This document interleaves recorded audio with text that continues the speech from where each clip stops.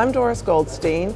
I'm a business and planning consultant working on walkable mixed-use communities. I've got 30 years experience with new urban projects, primarily with Seaside and the Florida Panhandle.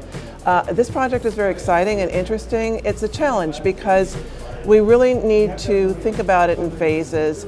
There are things that we know and a lot of things that we don't know right now.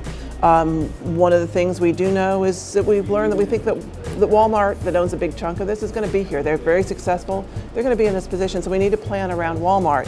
We also know that multifamily housing is going to be successful on this site. There's a tremendous need for it here, and it works beautifully with the bus depot and the connections to the rest of the city. I think there's tremendous potential here for multifamily housing, and that it belongs on this part of the site here. But then the rest of the site, one of the things we really want to be careful about is getting ahead of ourselves, and we need to make sure that every stage of the project we are not strung out financially to the point that the whole thing collapses. That to get to the end of the project, you have to be sustainable at every point along the way. And with the economic environment that we're in, we need to be very cautious about that.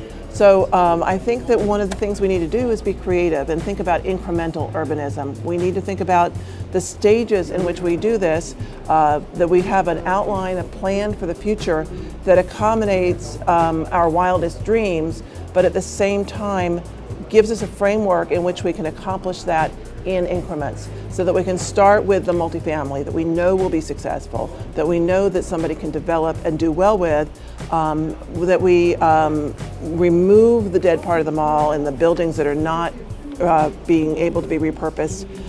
Think about creating some open space here in an incubator kind of a way, with buildings that can be temporary, buildings that are fun, that are unique, that give us some enclosure and a sense of place here, that get us started, but then can be repurposed and redesigned in the future to create something different as the uses around it develop. I think there's a great potential here for people to live here without a car. If people do not want to have the expense and the burden and the responsibility of a car, this is a place where they could achieve that car-free existence, that they could live on the site. They have walkability to a grocery store. They have easy connections to the bus system. I think in the future, there are a lot of possibilities for that, but we need to start with what's certain, and what's certain is housing will work on this site, and then we need to build from there.